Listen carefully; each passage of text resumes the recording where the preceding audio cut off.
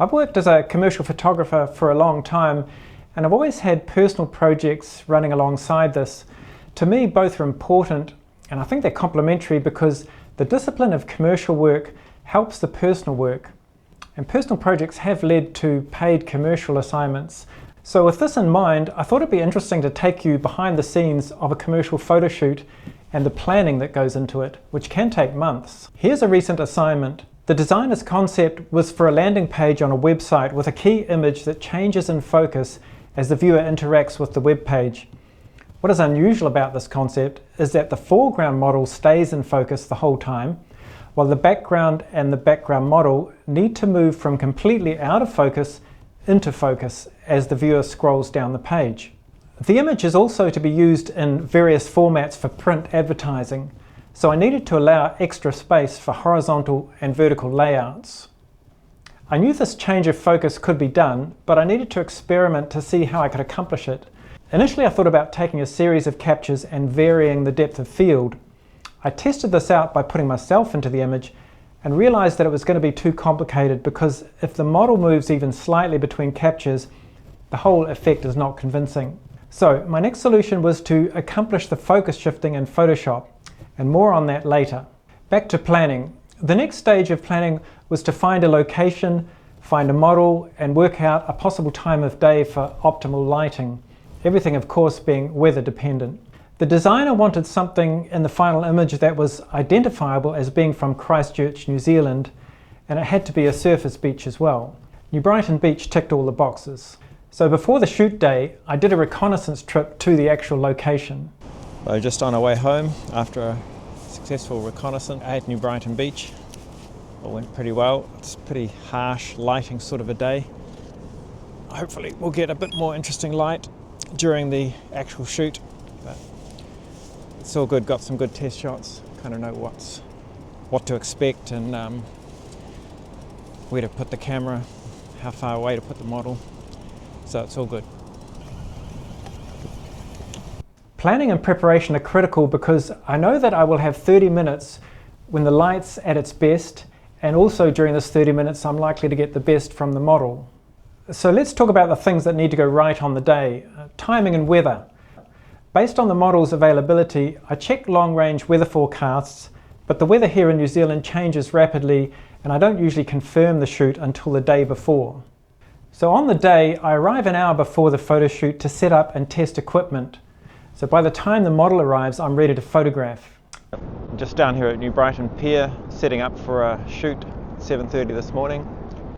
I've arrived here in plenty of time, which is good. It's all going well. Beautiful morning. Hope to be all ready when the model gets here in about 10 minutes. Gear preparation. I've put up on screen some things that can go wrong but are easily avoided. And yes, I have done all of these things. Checklists are a good way to avoid problems. However, if I have gear failure or problems on a photo shoot, I get the item fixed immediately after that shoot has finished, so that the gear is working properly for the next time and I don't just forget about it. With regards to the model's performance, the designer usually has a preferred expression or pose, and it's up to the photographer or director to make that clear to the model. So if you go on this spot, and I think to start with, if your body's angled about round this way, and then just hold the board as you're holding it. And unless you're working with professional models, most people need direction and encouragement to produce the required look that doesn't look forced or not at all spontaneous.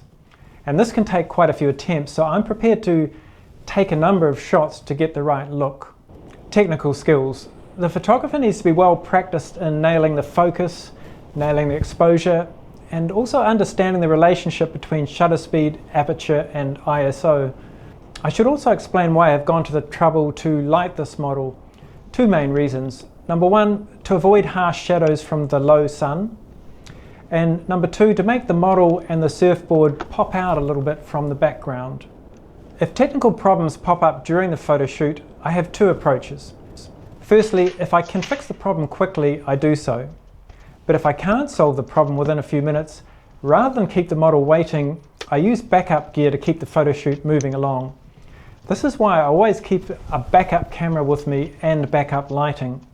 The backups may not be quite as good as the main system, but they will get me through the photo shoot. And this redundancy is actually standard practice in commercial and advertising photo shoots. Now let's have a look at the compositing in Photoshop. So here is the layered Photoshop file. The top layer has a copy of the previous photo that is part of the same series of advertisements, as the elements of this photo shoot need to line up with the previous one.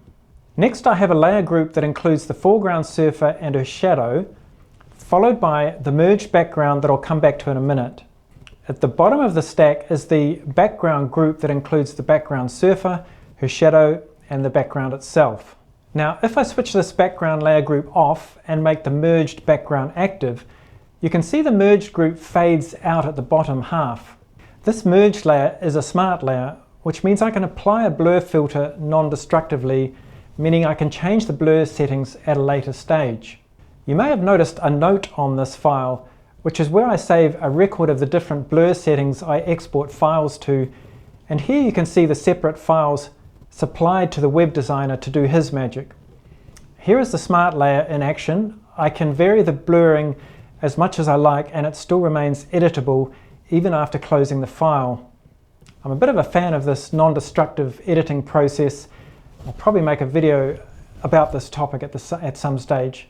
So this scenario is for a commercial photo shoot, and with a commercial shoot the stakes are much higher than for personal work. So there needs to be a structure to ensure a successful outcome. But even if you're doing an important photo for yourself, the same method can be applied. For me, the personal projects and the client projects are mutually complementary. Client projects give me the discipline to apply a very structured approach to ensure successful outcomes, whereas personal projects give me the freedom to experiment. So occasionally, personal work generates ideas that clients pay for, and having the personal projects keeps me fresh and motivated. So why not apply the same discipline to your personal projects, and it should give you a much higher success rate.